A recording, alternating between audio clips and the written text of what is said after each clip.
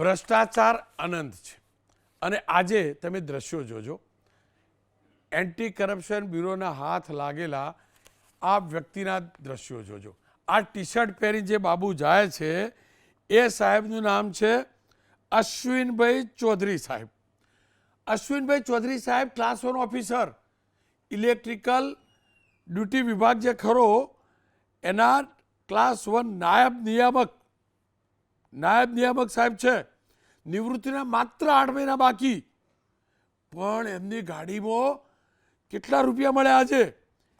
એમની ગાડીની 1.5 લાખનો જ પગાર છે એમનો, પણ એમની ગાડીમાંથી આજે લાખો રૂપિયા મળ્યા. પાછી એન્ટી કરપ્શન બ્યુરો એમના ઘેર ગઈ તો 1.5-2 કરોડ રૂપિયા મળ્યા રોકડા. આપણે બધા વાતો કરીએ મંદી છે ને તકલીફ છે ને આ છે ને, પણ એન્ટી કરપ્શન બ્યુરોના હાથ લાગેલ અશ્વિનભાઈ ચૌધરી, વિદ્યુત નિરીક્ષક, ક્લાસ 1 ઓફિસર, મારા ગુજરાતની તિજોરીને ખોખલું કરનારો આ બાબુ જે પછી શું થશે કાયદાકીય તો નથી જાણતો, પણ આજે સરકારનો દાવો છે પ્રકારે કરોડો રૂપિયા રોકડા પકડાય. રોકડા છાપખાનું તો છે ને કોઈના ઘરે, અને બીજો તો કોઈ મૂકી નથી જતો. આ બાબુના ઉપર કાર્યવાહી થઈ છે, અને કાર્યવાહી એટલે થઈ, સોલાર પેનલ માટેનું જે લાયસન્સ હોય એના આ બાબુ રૂપિયા લેતા હતા. અને પહેલી વાર એવું થયું કે આટલો મોટો અધિકારી એવા કેસમાં પકડાયો જેમાં ફરિયાદી કોઈ નહોતું, પણ વિભાગના ધ્યાનમાં આવ્યું કે આ સાહેબ ફાઇલ ક્લિયર કરવાના રૂપિયા લે છે, તો આ ચકાસણી કરીને પકડ્યા, રંગે હાથ પકડાયા. કેવી રીતે પકડાયા, શું પકડાયા, એ આખું દીપક કુમાર મેઘાણીજી છે, સંયુક્ત નિયામક એન્ટી કરપ્શન બ્યુરોના, એમની સાથે મેં સંવાદ કર્યો છે અને એનાથી જોઈ જાણી લો.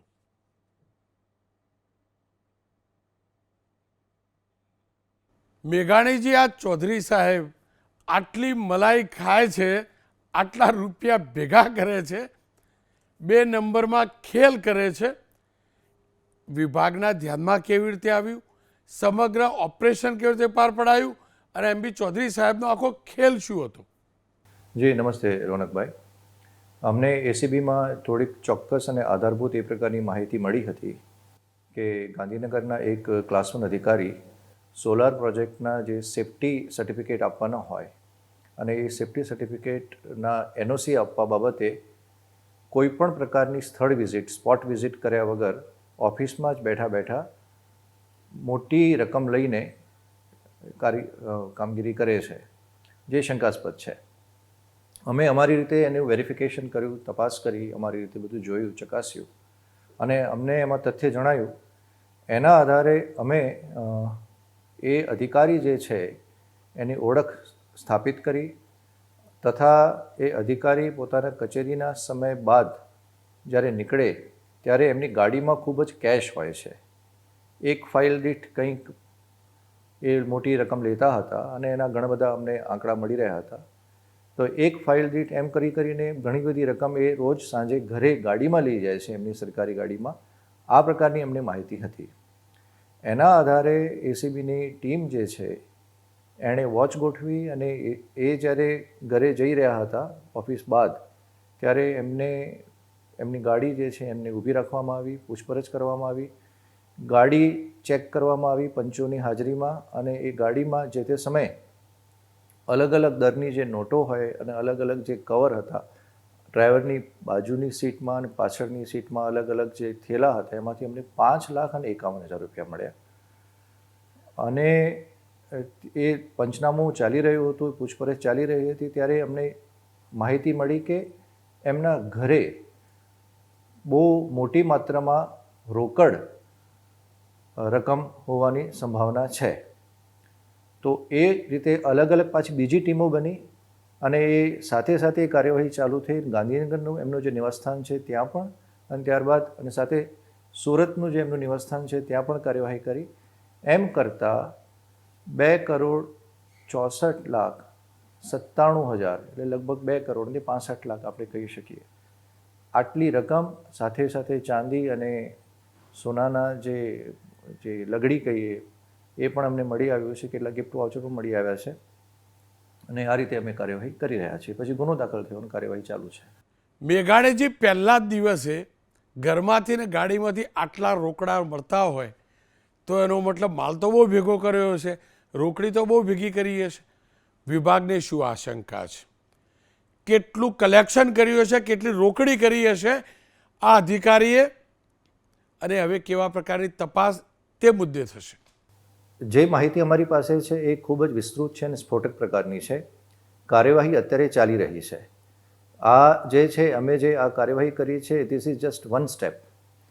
અને આની સાથે સાથે ભવિષ્યમાં અને આવનારા દિવસોમાં પણ તપાસમાં ઘણું બધું હજી ઊંડું નીકળી શકે એમ છે. કોઈ મોટું નેટવર્ક પણ નીકળી શકે એમ છે.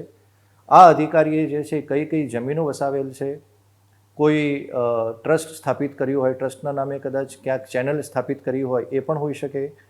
મની લોન્ડરિંગ કરેલ છે કે કેમ એ પણ અમે એસ્ટાબ્લિશ કરીશું, ચકાસીશું. એમના બેંક લોકર, બેંક એકાઉન્ટ્સ, એમના સગા સંબંધીઓના નામે એમણે શું શું મિલકતો વસાવેલ છે, બધી અમે ચકાસણી કરવા જઈ રહ્યા છીએ. અત્યારે આ જે છે, આ 2,65,00,000 જે છે એ અત્યારે પ્રાઇમરી અમારી જે છે એ પ્રાઇમરી આ સ્ટેપ છે. હજી આગળ આવનારા દિવસોમાં પણ આ તપાસ ચાલુ રહેશે અને કાર્યવાહી કરી રહ્યા છીએ. જી મેઘાણીજી, કેમ કે આ કેસની અંદર તો આ શ્રીમાન ચૌધરી સાહેબ વિરુદ્ધ કોઈએ અરજી નહોતી કરી, તમારા વિભાગની જાણકારીમાં આવ્યું અને તમે લોકોએ સામે ચાલીને કાર્યવાહી કરી છે, એટલે હું અભિનંદન પણ આપું છું. પણ સવાલ એ પણ તો છે ને, આ 2-2.5-3 કરોડ રૂપિયા જે મળ્યા, કોઈને કોઈ ઉદ્યોગપતિએ તો આપ્યા છે, અને માત્ર આટલા નહીં, ઘણા બધા આપ્યા છે. એટલે એ લોકોએ ઘણા બધા ખેલ પણ કર્યા છે ને, રૂપિયા તો જ આપતા હોય. અને સ્વાભાવિક રીતે લાંચ લેવાવાળો જેટલો ગુનેગાર છે એ પ્રકારે રિશ્વત આપવાવાળો પણ તો ગુનેગાર છે ને. તો એ જે રિશ્વત આપવાવાળા લોકો છે, શું એ ધ્યાનમાં આવ્યા છે અને તેમના વિરુદ્ધ કયા પ્રકારની કાર્યવાહી થશે? ખરેખર તો નિયમાનુસાર કાયદાની ભાષામાં કહીએ તો જે રિશ્વત આપે છે એ પણ આરોપી જ ગણાય. પણ હવે કયા સંજોગોમાં રિશ્વત આપેલ છે, કઈ મજબૂરીમાં આપેલ છે, એ પણ પરિબળો ચકાસવા રહે. અમે એમની ઓફિસમાં પણ ચકાસણી કરી રહ્યા છીએ. એમણે છેલ્લા ભૂતકાળમાં, નજીકના ભૂતકાળમાં એમણે કઈ કઈ ફાઇલ ક્લિયર કરવા માટે કોની કોની પાસેથી સંપર્કો સ્થાપિત કરેલા છે, એમની સાથે કોઈ કથિત સિન્ડિકેટ છે કે કેમ, બીજા કોઈનું પીઠબળ છે કે કેમ, આ પણ અમે પાસાઓ ચકાસીશું. અને કોઈએ એમને પ્રોત્સાહન આપેલ છે આ કાર્ય કરવામાં, તો એ પણ એટલો જ આરોપી ગણાય, ભાગીદાર ગણાય. તો એ બાબતમાં પણ અમે તપાસ કરીશું. પણ અત્યારે આના વિશે સ્પષ્ટપણે ના કહી શકાય, કંઈ પણ ના કહી શકાય. જી મેઘાણીજી, કેમ કે આપ પોતે અધિકારી છો અને સ્વાભાવિક રીતે જ એન્ટી કરપ્શન વિભાગમાં હોય એટલે આવા અનેક કેસ સામે પડતા આવતા હશે, પણ ક્યારે કલ્પેલું કે એક ક્લાસ 1 અધિકારી કે એના ઘરમાંથી 1.5-2 કરોડ રૂપિયા રોકડા મળે, થેલા ભરી ભરીને ગાડીમાં રૂપિયા લઈ જાય?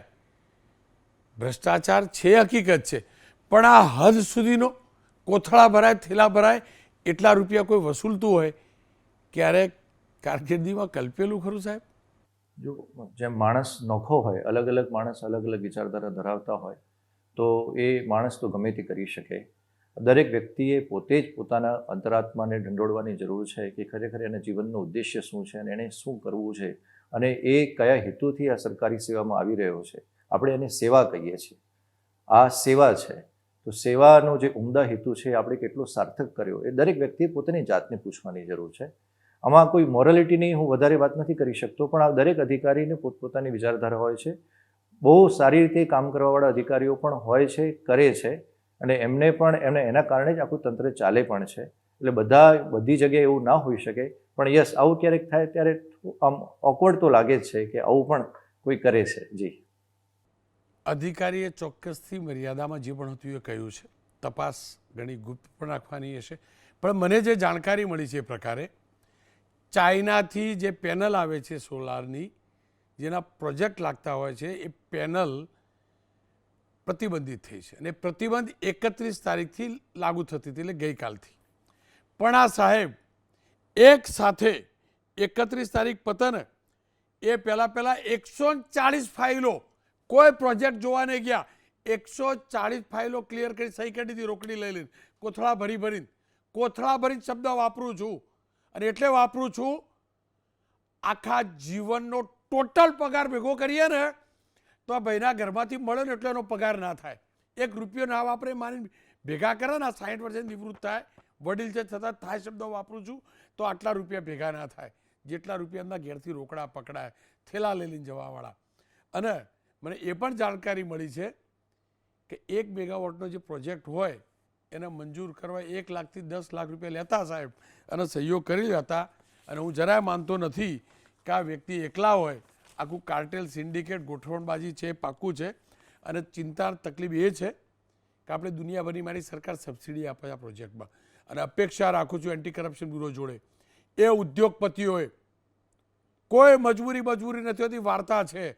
જેમને પણ આ વ્યક્તિને રૂપિયા આપ્યા હોય એ બધાને ઠેકાણે લાવે. અને બીજું, રોકડા ક્યાંથી આવ્યા પહેલું તો સરકારે તપાસ કરે. ઈડી જાય ને એ બધા ઉદ્યોગપતિઓને તો ઈડી જાય કે રોકડા લાઈને ક્યાંથી આપ્યા. ખેર આ એકલા થોડા પકડાય. નવસારી અને વાંસદામાં પણ પંચાયત કચેરીમાંથી additional assistant engineer Kunal Patel સાહેબ 16,000 રૂપિયા લેતા પકડાયા. કેવા પેલા કરોડો રૂપિયાના 16,000. ખેર સુરત જિલ્લા પંચાયતની ખેતીવાડી શાખાના મહિલા senior accountant clerk Rupalben Taylor પર આરોપ છે કે ફરિયાદી અને બીજા કર્મચારીઓના ટીએન એલટીસીના બિલો પાસ કરવા કર્મચારી 1,500 રૂપિયાની લાંચ માગતા હતા. પ્રાંતિજ નગરપાલિકાના એન્જિનિયર પર આરોપ છે, એ પણ ઝડપાયા છે કે વોટર એટીએમ મશીનના ટેન્ડરના બિલ પેટે 45,000 રૂપિયા લાંચ લીધી હતી. સુરત ઓલપાડના સિટી સર્વે કચેરીના વર્ગતળના કર્મચારી નીલજ પાંડે સાહેબ 3,000 રૂપિયા લઈ લેતા ઝડપાયા. અમદાવાદ નરોડા 6ના સબ રજિસ્ટ્રાર કચેરીમાં 2,50,000ની લાંચ લેતા 4 આરોપી ઝડપાયા. દસ્તાવેજના કામ માટે લાંચની માગણી કરી હતી. બધું પાછું કહેવાય ઓનલાઈન અને બધી વાર્તાઓ. રાજકોટમાં જીએસટી સુપ્રિન્ટેન્ડન્ટ અને ટેક્સ કન્સલ્ટન્ટને 20 લાખની લાંચ સાથે ઝડપાયા છે. સુપ્રિન્ટેન્ડન્ટ મુકેશ કુમાર અને ટેક્સ કન્સલ્ટન્ટ આકાશ જીએસટી નહીં ભરવા ખોટા બિલો બનાવવા થયેલી અરજીની પટાવટ માટે લાંચ માગ્યાનો આરોપ છે. સુરેન્દ્રનગર જિલ્લાનું એને કૌભાંડ તો આપણે જાણીએ છીએ. તત્કાલીન જિલ્લા કલેક્ટર સાહેબ રાજેન્દ્ર પટેલ સાહેબના બંગલામાંથી એમની ધરપકડ કરાય ઈડીએ. આ મુદ્દે ચર્ચા કરવા હેમાંગભાઈ જોડાયા છે, સ્મિતાબેન જોડાયા છે. હેમાંગભાઈ, તમે કોઈ સરકાર નહીં પકડતી જુઓ અને તમે મંદી કરો છો ને યાર, આ બધું બંધ કરી દો. નેતાગીરી ધંધા બધું બંધ કરો, નોકરી કરો, ક્લાસો છોકરાને ભણાવો. આ જો 2.5 કરોડ રૂપિયા તો ઘરમાં રહે છે. 2,500 રૂપિયા ઘરમાં અત્યારે ડિજિટલ વોલેટ રાખો તમે, 2.5 કરોડ રૂપિયા ઘરમાં. આ રોનકભાઈ, પહેલાં તો મુદ્દો જે છે ને એ સંવેદનશીલ પણ નથી અને આપણે બોલીએ છીએ બોલવા ખાતર બોલીએ કે ગંભીર છે, પણ ગંભીર પણ નથી.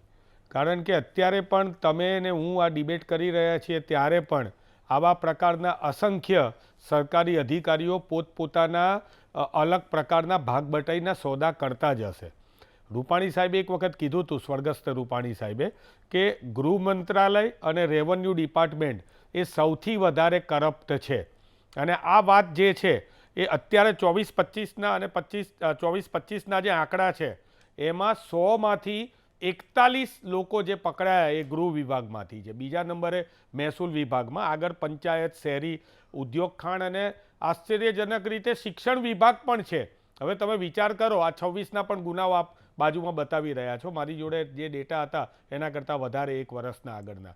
તો તમે વિચાર કરો કે આ દાદાના રાજ્યની અંદર ગૃહમંત્રી શ્રી હર્ષભાઈ સંઘવીનું જે ખાતું છે ગૃહ મંત્રાલય, એણે ભ્રષ્ટાચારની અંદર પકડાવાનો પોતાનો રેકોર્ડ છે હજી પણ કાયમ રાખેલો છે. વાત આ માત્ર ભ્રષ્ટાચારની નથી, જેમ તમે કીધું એમ રૂપિયા રોકડા ક્યાંથી પકડાયા, બીજી ઘણી બધી વસ્તુની છે. પણ મુખ્ય વાત એ છે કે 24-25નો ડેટા જે મારી જોડે છે એમાં 187 કેસ નોંધાયા.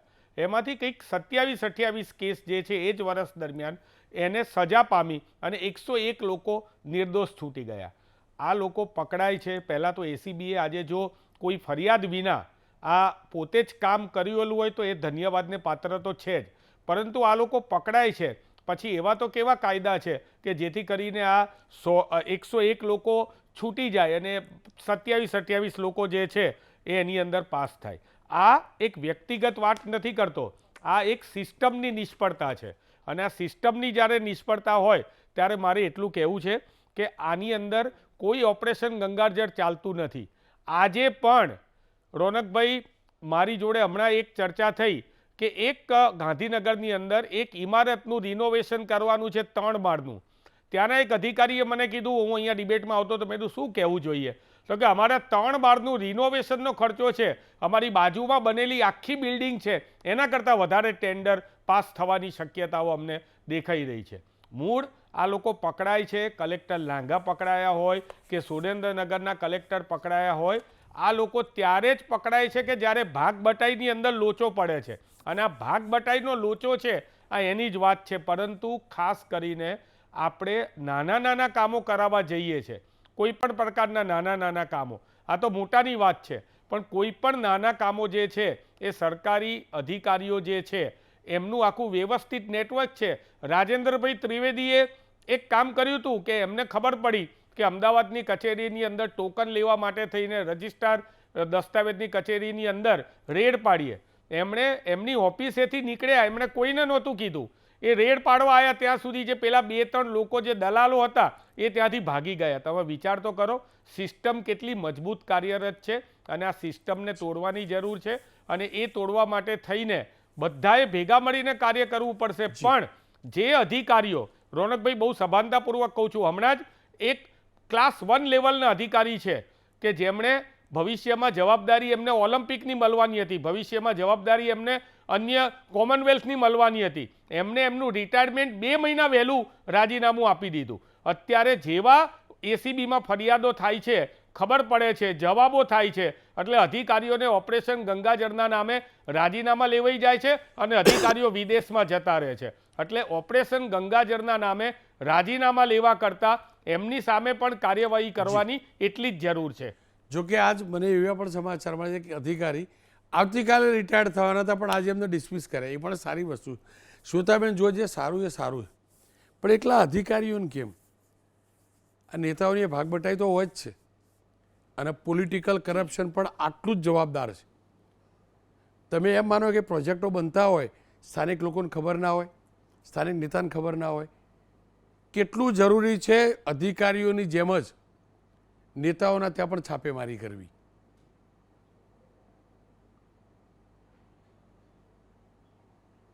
જી રોનકભાઈ, નમસ્કાર મારા તરફથી બધાને. હું આપનો સવાલનો જે જવાબ જે છે ને કે આખા વિષય ઉપર મારો જે અભિપ્રાય જે છે એ 3 પાસામાં રજૂ કરીશ. પહેલાં 2 પોલિટિકલ અને ત્રીજો મારો અંગત અભિપ્રાય. સૌથી પહેલાં તો મારું એ બહુ સ્પષ્ટપણે માનવું છે કે સરકારી જે જગ્યા હોય, સરકારી જે ઓફિસ હોય એ ભ્રષ્ટાચારનો અડ્ડો એટલે કે હફતાખોરીનો અડ્ડો એટલે એક્સટોર્શન અડ્ડો બિલકુલ પણ ના હોવો જોઈએ. અત્યારે જેમ આપણે આ કેસની અંદર જોયું કે એક સોલર પેનલની એનઓસી લેવા જેવી વસ્તુ માટે, એટલે કે લેવાવાળું જે વ્યક્તિ હશે, કાં તો કોઈ નાનો ઉદ્યોગકાર હોય કે પછી કોઈ વ્યક્તિ હોય કે જેને પોતાના ઘર માટે જોઈતું હોય, આપણને નથી ખબર કે કોની માટે એનઓસી લેવામાં આવે છે. તો એ જે એવી પ્રકારની વસ્તુ માટે અગર તમારી સાથે ખંડણી શબ્દ હું યુઝ કરીશ જ્યારે અધિકારી યુઝ કરે માંગે છે તમારી પાસે પૈસા, તો આ રીતની વસ્તુ જે થાય છે એ બહુ દુર્ભાગ્યપૂર્ણ છે અને એક બધાને ગુસ્સો અપાવવાવાળી વસ્તુ છે ને આ ના હોવી જોઈએ. પણ એની સાથે જેમ આપે પણ કહ્યું અને બધા જ જાણે છે કે આમાં જે એક્શન લેવામાં આવી છે એ ખુદ એસીબી દ્વારા લેવામાં આવી રહી છે. એટલે હું એસીબીને ખૂબ અભિનંદન પાઠવું છું સૌથી પહેલાં તો, અને અધિકારીને અને પીઆઈને કે જેમને આ પ્રકારની એક્શન લીધી છે. પણ અગેન હું ફરી આપને એની સાથે રિપીટ એ પણ કરું છું કે જેમ કે હેમાંગભાઈએ જે આંકડા આપ્યા, હું મારા તરફથી પણ એક આંકડા આપું છું જે વિધાનસભામાં પ્રેઝન્ટ કરવામાં આવ્યા છે કે શું આ પહેલી વખત એસીબી આ વખતની આ રીતની વસ્તુ કરી છે? તો ના. છેલ્લા 2025 દરમિયાન 2025નો જે વર્ષ છે એ દરમિયાન જ કોઈ પક્ષપાત વગર 187 સરકારી અધિકારીઓ અને કર્મચારીઓને એન્ટી કરપ્શન બ્યુરોએ જેલ ભેગા કરેલા છે. સાથે સાથે આની અંદર ખાલી ગુજરાતના લેવલના લોકો જ નથી, 16 કેન્દ્રીય અધિકારીઓ જે છે એ લોકોને પણ આની પાછળ આની સજા એક્શન લેવામાં આવી રહી છે. એટલે આ જે મુદ્દો જે છે એ એવી રીતે આને તમે આમ કરપ્શનનું એક્ઝામ્પલ નથી, આ એન્ટી કરપ્શનનું એક્ઝામ્પલ છે જેની માટે આપણે એસીબીને બિરદાવવું પડે. સાથે સાથે હું એક બીજી વાત આપને એ પણ કહેવા માગું છું કે જેમ હેમાંગભાઈએ કહ્યું તો ના, ગુજરાતનો રેકોર્ડ છે 97% ચાર્જશીટનો, કે સરકાર એની રીતે, પોલીસ તંત્ર જે છે એની રીતે કામ કરે જ છે અને જે ન્યાય આપવાનું કામ છે હવે કોર્ટની અંદર આવતું હોય છે. બીજી વસ્તુ કે હવે એક વસ્તુ આપણે એમ સમજવાની હોય કે જે ભ્રષ્ટાચારનો જે મુદ્દો જે છે એ આજકાલનો નથી. જ્યારે સ્વર્ગીય રાજીવ ગાંધીજી ખુદ એવું બોલતા હોય કે હું 1 રૂપિયો દિલ્હીથી મોકલું છું અને 85 પૈસા ખવાઈ જાય છે અને 15 પૈસા બેનિફિશરીના ખાતામાં જાય છે, તો એ આપણે સમજવું જોઈએ કે કેટલા વર્ષોનો આ સડો છે. 1-2 વર્ષનો નહીં કે ભારતીય જનતા પાર્ટીના શાસનમાં આવવાનો સડો નથી, આ વર્ષોનો સડો છે, છેલ્લા 75 વર્ષનો સડો છે. તો આ સડો નેતાઓ જ્યારે સિસ્ટમેટિક રીતે જ્યારે ભ્રષ્ટાચાર અગર દેશની રગરગમાં ફેલાયેલો હોય તો પછી એનું નિદાન પણ હોય, એ પણ સિસ્ટમેટિક રીતે જ આવવું જોઈએ. તો શું સરકારની નીતિ છે, શું ઈચ્છે છે સરકાર, અને કેવી રીતે સરકાર કામ કરે છે, એનો તમને ટૂંકમાં ખાલી તમને 5 એક્ઝામ્પલ્સ કરીને શેર કરી દઉં કે શું એક્શન્સ લેવામાં આવ્યા છે. સૌથી પહેલાં તમે જ્યારે જેમ ટ્રિનિટી લઈને આવ્યા કે ડાયરેક્ટ બેનિફિટ ટ્રાન્સફર, તો 43 લાખ કરોડના ટ્રાન્સફર પૈસા થયા અને પૂરેપૂરા લોકોના ખાતામાં ગયા. એ 85 પૈસા સાઈડમાં નથી ગયા, પૂરેપૂરો 1 રૂપિયો મોકલ્યો તો પૂરેપૂરો 1 રૂપિયો લોકોના ખાતામાં ગયા, જેનાથી 3.5 લાખ કરોડની બચત થઈ. 11 કરોડ એવા ખાતા હતા કે જે એકચ્યુઅલી બેનિફિશિયરી હતા જ નહીં અને એને નાબૂદ કરવામાં આવ્યા. એક હતું આ ડાયરેક્ટ બેનિફિટ ટ્રાન્સફર, જેમ ટ્રિનિટી. બીજું હતું જેમ માર્કેટ પ્લેસ, કે ગવર્મેન્ટ માર્કેટ પ્લેસ જે છે, આ માર્કેટ પ્લેસમાંથી પણ 1.25 લાખ કરોડ જેટલી બચત આજે થઈ અને અરાઉન્ડ 5.5 લાખ કરોડ ખાલી 24-25માં આનું પેલું એક કરવામાં આવ્યું છે. ત્રીજું કે કયા કાયદામાં સુધાર લાવવામાં આવ્યા, તો 3 કાયદા હું ટૂંકમાં જવાબ આપી દઈશ. બેનામી ટ્રાન્ઝેક્શન એક્ટ, PMLA એક્ટ અને પ્રિવેન્શન ઓફ કરપ્શન એક્ટ. એટલે જ્યારે કાયદામાં સુધાર જે વર્ષોથી અટકેલા 25-30 વર્ષથી કાયદા તો ઘડી દેવામાં આવ્યા, પણ એમાં સુધાર ના આવ્યા, જેના કારણે જે જમીન ઉપર સુધાર આવવા જોઈએ એ નહોતા આવતા, એટલે એ થયું. GST જેવી વસ્તુ કે જે 8 અલગ અલગ જે ટેક્સના પૈસા આપવામાં આવતા હોય તો એક અડ્ડો બની ચૂક્યો તો ચેક પોઈન્ટ કે જ્યાં કરપ્શનનો હવે સમયનો અભાવ છે, જે અડ્ડો હતો. એટલે આવા અનેકો કાયદા સરકાર જી સમયનો અભાવ છે. જી આપ ઉભા એક મિનિટ, એમાં બેનનો લાસ્ટ પોઈન્ટ ખાલી હું કહી દઉં. એક સેકન્ડ, બેનનો લાસ્ટ પોઈન્ટ સાંભળી લી, બેન કહી દો. જી, તો હું બસ એટલું કહેવા માંગતી હતી કે જ્યાં સુધી સરકારની નીતિ છે એ બિલકુલ સ્પષ્ટ છે, ઝીરો ટોલરન્સ નીતિની નીતિ છે, પણ જે પ્રકારે આપણે પહેલા હતા અને આજે જોશો ને સુધારા જોશો તો આપ સમજી જશો કે આપણે કઈ ડિરેક્શનમાં કરપ્શન નાબૂદીમાં આગળ વધીએ છીએ.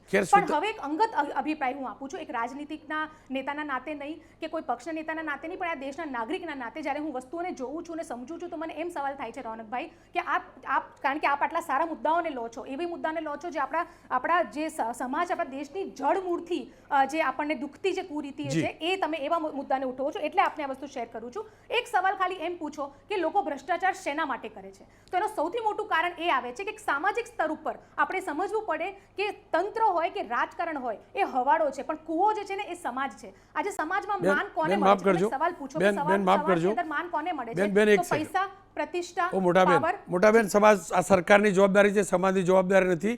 અને તમે કયું બોલ્યો નહીં, પણ તમે ઇતિહાસ જોઈ લેજો, જૂનો રેકોર્ડ. હું તો રેકોર્ડમાં નહીં, તમે કહેતો ફરીથી શો કરો, કઢાવડો, હું કાલ કઢાવડાવું.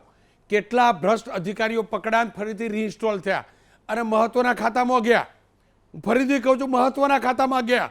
અને બીજું, સમાજ બાબતની વાર્તાનો જ અવકાશ નથી. જો બંધ કરવું હોય ને, પહેલો પોલિટિકલ ભ્રષ્ટાચાર બંધ કરવો જોઈએ. પહેલું પોલિટિકલ ફંડ બંધ કરવું જોઈએ. સભાના અવસ્થામાં કહું છું, પ્યોર પોલિટિકલ ફંડ બંધ કરવું જોઈએ. રાજકીય પક્ષોને જે ફંડ આપવામાં આવે છે ને, એના પછી જે વહીવટ થાય છે ને, સૌથી મોટા ભ્રષ્ટાચારની વાત કરું. પેલો TT 100 રૂપિયા લે એની વાત નહીં કરતો, ટ્રાફિક હવાલદાર 500 લે એની વાત નહીં કરતો, જે 500 કરોડ જાય એની વાત કરું છું. અને હું હજી કહું છું, ભ્રષ્ટાચારની ગંગા મારા દેશની રાજનીતિએ મેલી કરી છે. આ હકીકત છે. મારી પવિત્ર ગંગાને ભ્રષ્ટાચારના રાજનેતાઓના કારણે, રાજનીતિના કારણે મેલી થઈ છે. કોઈ સમાજનો વાંક નથી, કોઈ સમાજનો વાંક નથી. જેની જોડે પૈસા છે, મોટો છે, મહેનતથી કમાય, મોટો હોય, બરાબર. એટલે ભ્રષ્ટાચારી જ મોટો થાય એવું ના હોય. પણ ફરીથી કહું છું, જો બંધ કરાવવું હોય ને બેન, તમારી પાર્ટીમાં ચર્ચા કરો, હેમાંગભાઈને કહું ચર્ચા કરે, કમસે કમ ગુજરાત પૂરતું 1 વર્ષ જોઈ લો, પોલિટિકલ પૈસો લેવાનું બંધ કરી દો, જુઓ કેટલું સસ્તા ટેન્ડર થાય. બોલો હેમાંગભાઈ, તમારી વાત ટૂંકમાં પતાવો, વાર્તા પૂરી. મારી ટૂંકમાં એટલી જ પતાવી છે કે બેન એવું કહે છે કે 97% સજાનો રેટ છે. મને લાગે છે આંકડા એમને ચેટ જીપીટીમાંથી મેળવ્યા લાગે છે. ગુજરાતની અંદર સરકારે વિધાનસભામાં સ્વીકાર્યું છે કે ACB 187 અધિકારીઓના ઉપર કેસ નોંધ્યા. બેને બોલ્યા એ વાત બરોબર છે, પરંતુ એ જ સમયગાળામાં કોર્ટમાં 37 કેસોમાં દોષિત ઠેરવ્યા છે અને 101 લોકો નિર્દોષ છૂટી ગયા છે. સજાનો દર ખૂબ જ ઓછો છે. રોનકભાઈ, જે તમે કીધું એ જ વાત કહું છું હું કે સજાનો દર ઓછો લેવાના લીધે એ લોકો ફરીથી રીઇન્સ્ટોલ થઈ જાય છે. સમયનો અભાવ છે, તમે કહેશો તો હું ફરીથી ચર્ચા કરીશ, પણ હું પુરાવા સાથે તમે કહેશો તો હેમાંગભાઈ તમને પણ કહું, શ્વેતાબેનને પણ કહું છું, પોલિટિકલ ખર્ચા બંધ થાય ને નેતાઓની ચૂંટણીઓ પાછળના, અને ચૂંટણીઓ પાછળ ફંડ જે આપે ને બધા ઉદ્યોગપતિઓ, આ બંધ થાય, કોઈનો વ્યવહાર નહીં થતો. વ્યવહાર તો ચલ્લો કરવો હોય ને લગ્નમાં તો એ નક્કી કરીએ, પેલી બેનને મોમેરું આપવાનું હોય તો એ નક્કી કરીએ કે આટલા જ મોમેરું અપાય. અને ચૂંટણીમાં કેટલા ફંડ જાય છે, ટેન્ડરોની પાછળ કેટલા છે આપણે જાણીએ છીએ. હું ફરીથી કહું છું, અધિકારી સિક્કાની, ભ્રષ્ટાચારના સિક્કાની એક બાજુ છે, તો બીજી બાજુ એનો આંકડો પાડનારા રાજનેતાને રાજનીતિ છે. ભ્રષ્ટાચારનું મૂળ મારા હિન્દુસ્તાનમાં રાજનીતિ, રાજનેતાઓ, રાજકીય પક્ષોના પાપે વધુ ઊંડું ગયું છે.